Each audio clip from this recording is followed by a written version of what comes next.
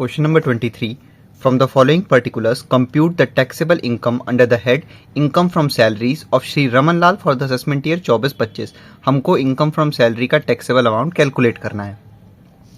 He is employed in textile industry in Mumbai on a monthly salary of rupees 60,000. fully taxable होगा 60,000 रुपए.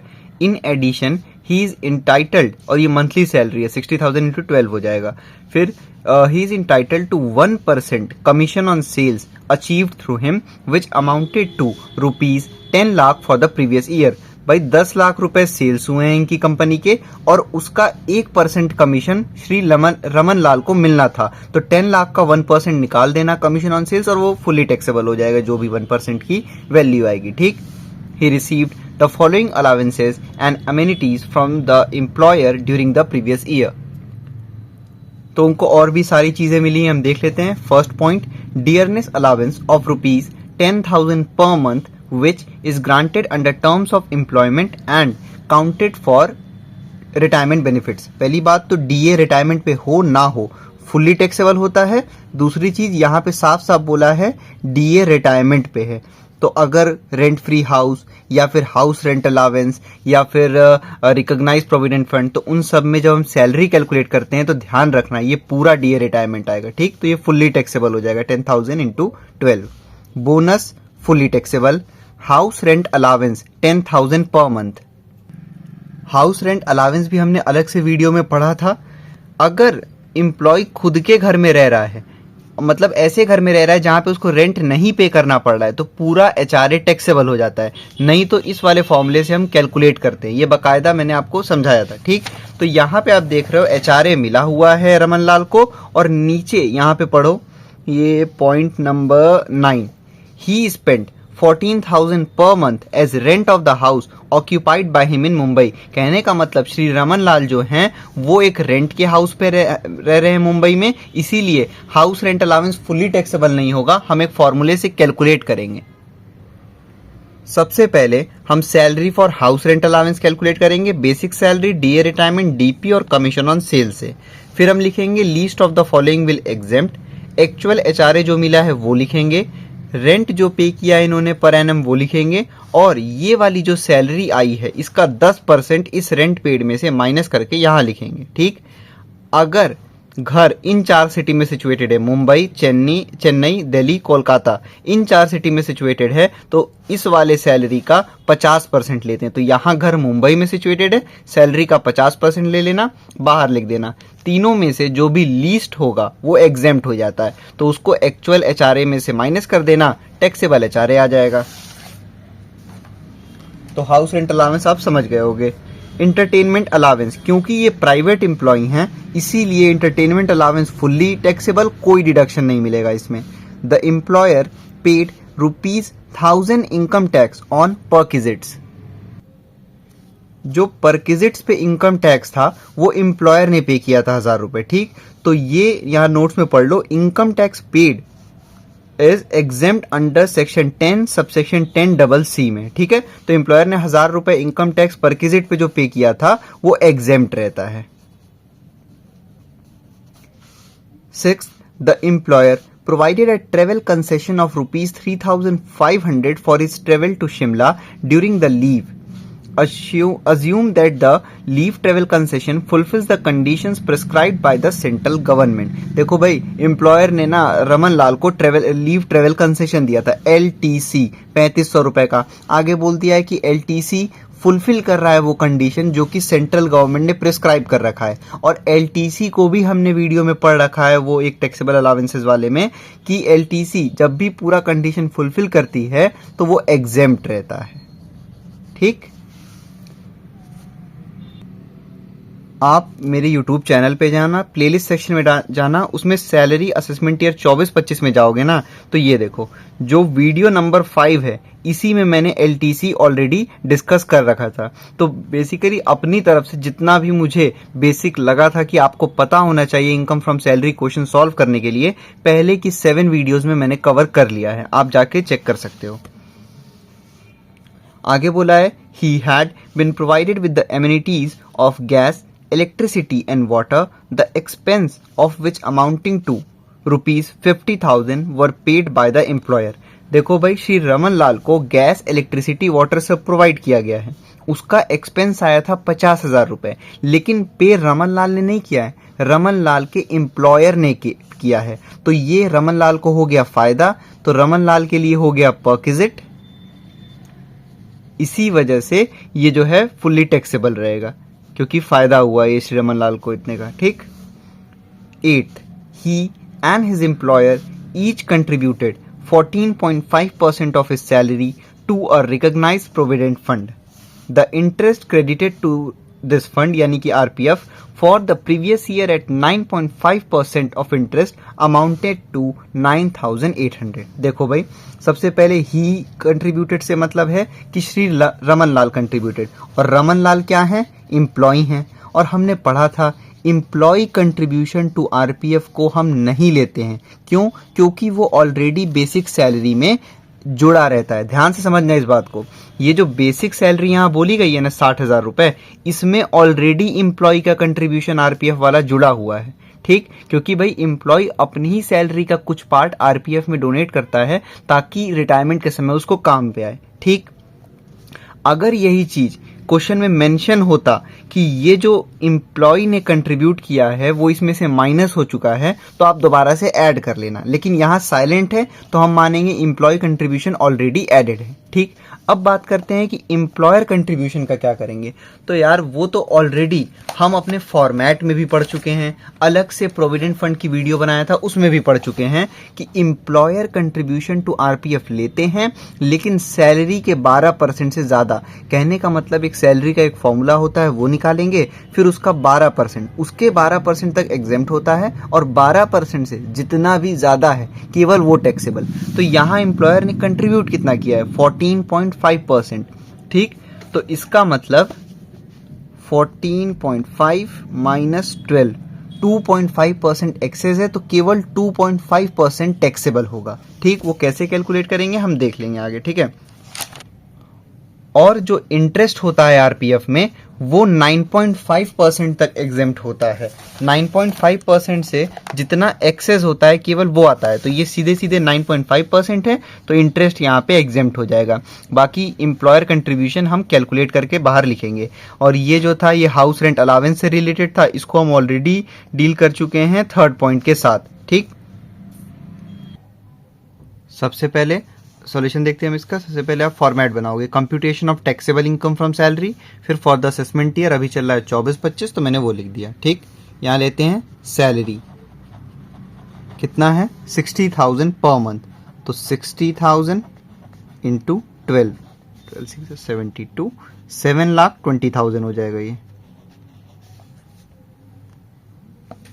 Salary. के बाद यहाँ पे बोला गया था कि कमीशन ऑन सेल्स, ठीक, तो वो फुल्ली टैक्सेबल होता है।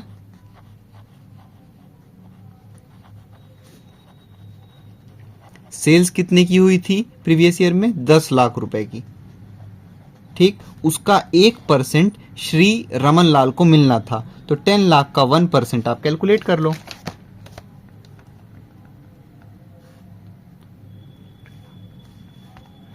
₹10,000। ठीक है।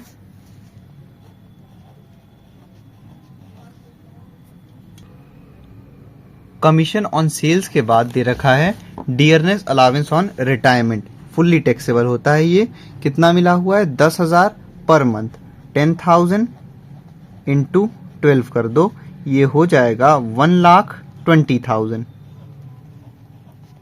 डियरनेस अलावेंस के बाद बोनस दे रखा है, बोनस है 32,000 रुपए।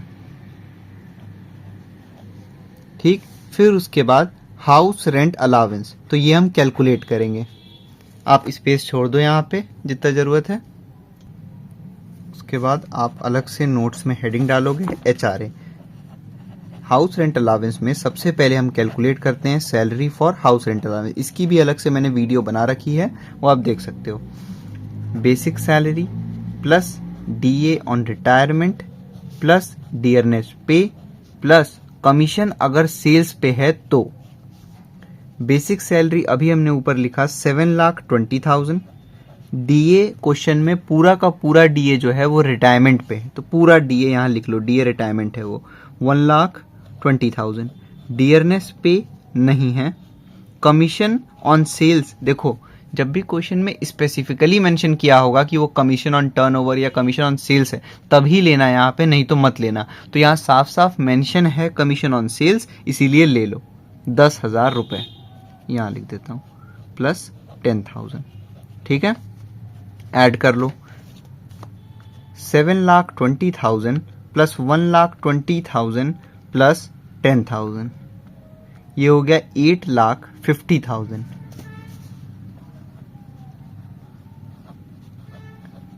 ठीक, अब आप लिखोगे least of the following will exempt.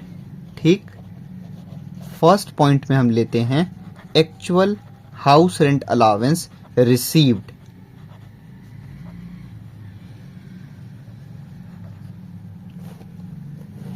तो एक्चुअल हाउस रेंट अलावेंस मिला कितना है, 10,000 रुपये पर मंथ। 10,000 इंटू 12 कर दो, ये हो जाएगा 1,20,000। ठीक है, उसके बाद लेते हैं हम rent paid minus 10% of salary, ये वाली जो सैलरी है वही लेते हैं, ये वाली। ठीक, तो रेंट पेड कितना है, सबसे नीचे वाले पॉइंट में दे रखा है 9th पॉइंट में कि 14,000 पर मंथ। ठीक, अच्छा लिख देता हूं यहाँ पे 14,000 इंटू 12, फिर 10% ऑफ सैलरी। सैलरी कितनी, ये वाली 8,50,000, 8,50,000। 14,000 मल्टीप्लाइड बाई 12, ये हो गया 1,68,000। ठीक, 8,50,000 का 10% निकाल लो कैलकुलेटर पे, वो आ जाएगा 85,000।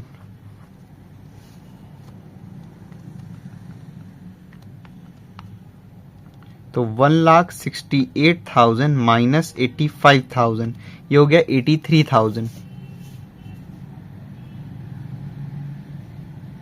ठीक, लास्ट पॉइंट में वो डिपेंड करता है कि किस शहर में घर सिचुएटेड है।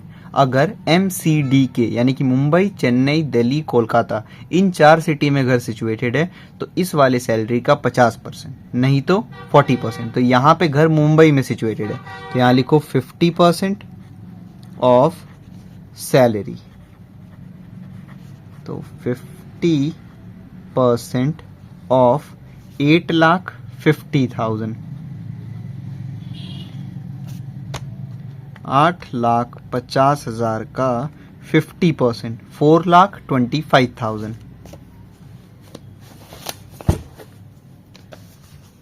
4,25,000, आप खुद देख लो इन तीनों में से लीस्ट कौन सा है, ये वाला, तो यही हो जाएगा एग्जेम्प्ट।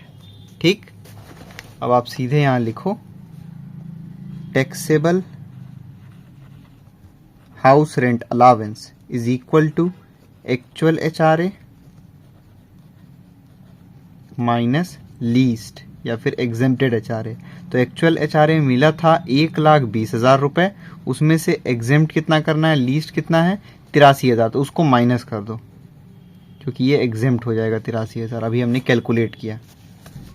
1,20,000 माइनस 83,000, ये हो गया 37,000।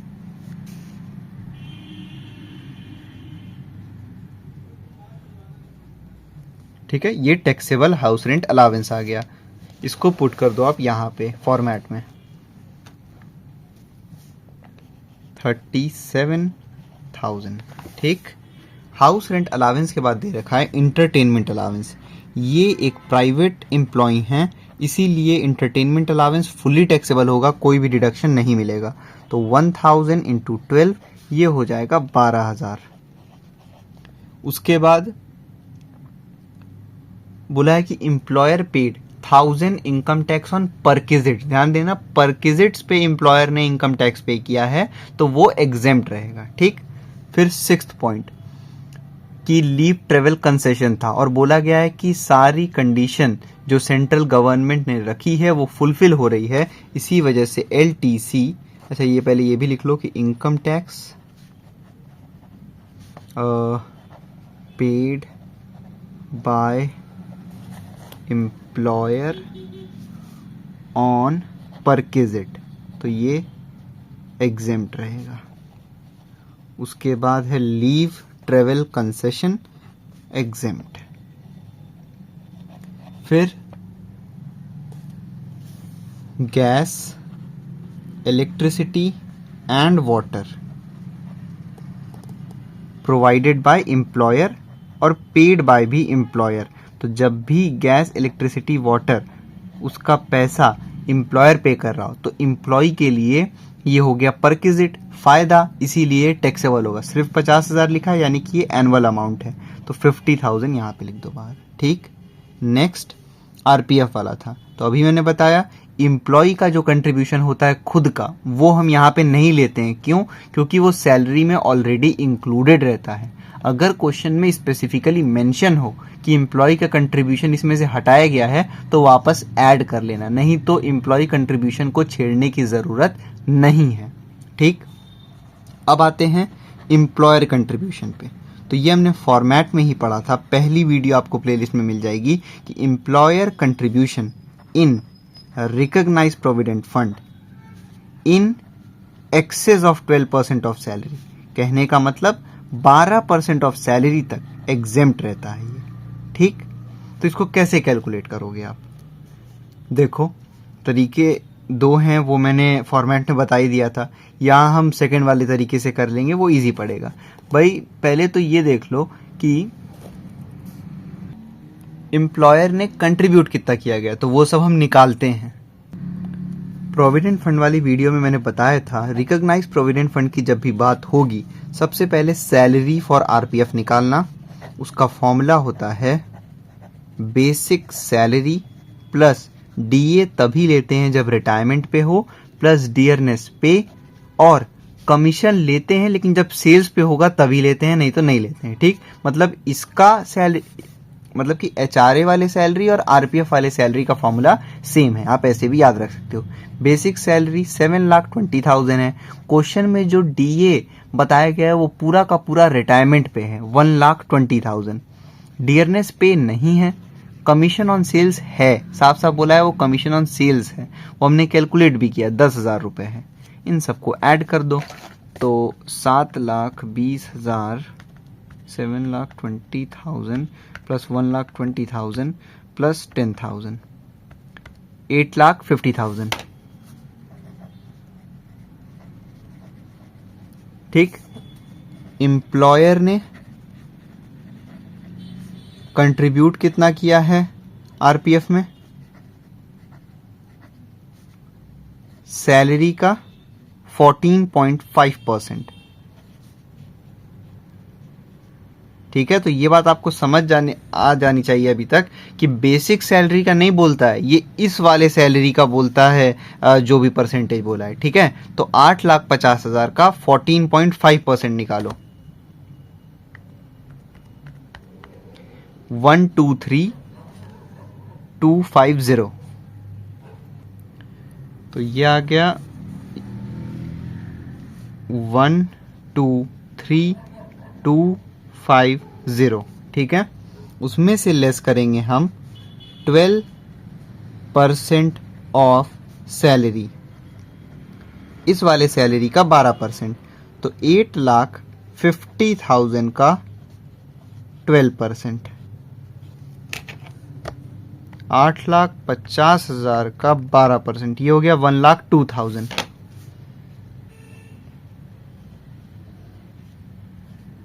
इसको लेस कर लो, 123,250 माइनस 102,000, ये आ गया 21,250। ये क्या आ गया? Taxable recognise provident fund. ठीक है, कुछ नहीं किया हमने सैलरी निकाल लिया, फिर employer contribution to RPF salary का 14.5% निकाल के यहाँ लिख दिया, और इसी सैलरी का 12% तक एग्जेम्प्ट होता है एम्प्लॉयर कंट्रीब्यूशन, तो 12% हमने लेस कर दिया, 21,250 आ गया। ठीक, सीधे सीधे आप चाहो तो ऐसे भी कर सकते हो। अगर आपको ऐसे नहीं करना है इस फॉर्मूले से, तो क्या किया करो, देखो मैं दिखा दे रहा हूं, बाकी ऐसे भी आप कर सकते हो। ठीक है, देखो आप किसी भी फॉर्मूले से करो भाई, आपको ये सैलरी तो निकालना ही पड़ेगा। निकाल लिया आपने सैलरी, उसके बाद आप लिखना टैक्सेबल परसेंटेज। तो एम्प्लॉयर ने कंट्रीब्यूट किया जितना वो लिखना, 14.5 किया था, उसमें से 12% एग्जेम्प्ट होता है, उसको लेस कर दो। आ कितना गया, 2.5% टैक्सेबल होगा। समझ में आई बात को? एम्प्लॉयर ने कंट्रीब्यूट किया था इतना, रूल कहता है कि 12% एग्जेम्प्ट है, तो सीधे 12 माइनस कर दो 2.5। इस सैलरी का सीधे सीधे 2.5% निकाल दोगे, देखो तो भी वही आंसर आ रहा है जो हमने इस वाले तरीके से निकाला। तो आपकी मर्जी कि आप किस तरीके से करते हो और आपका टीचर किस तरीके से एक्सेप्ट करता है। तो 21250 को आप फॉर्मेट में पुट करो। यहां लिखो आप 21250।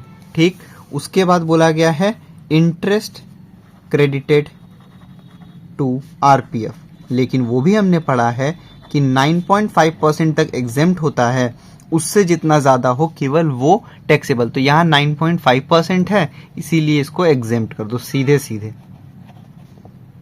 अगर यही चीज़ यहाँ भी 12% होता, 12% तक तो एग्जेम्प्ट हो जाता, तो यहाँ 12% से एक्सेस था तो हमने ये निकाला, फिर ये 9.5% तक इंटरेस्ट था तो ये एग्जेम्प्ट रहता है। ठीक, उसके अलावा जो लास्ट पॉइंट है वो ऑलरेडी हम एचआरए में उसको डिस्कस कर चुके हैं, उसको और कुछ नहीं दिखाना, इन सबको ऐड कर लो, आपका आंसर आ जाएगा, मतलब अभी ग्रॉस सैलरी आएगा। तो 7,20,000 plus 10,000 plus 1,20,000 plus 32,000 plus 37,000 plus 12,000 plus 50,000 plus 21250, ये आ गया आपका 10,02,250, 10,02,250। ये अभी आया है ग्रॉस सैलरी। उसमें से हम लेस करते हैं डिडक्शन अंडर सेक्शन 16। सबसे पहले हम लेस करते हैं स्टैंडर्ड डिडक्शन। ये क्वेश्चन में गिवन हो ना हो आपको लेस करना है। कितना? 50,000। अभी फिलहाल तो यही फिक्स है इस ईयर तक।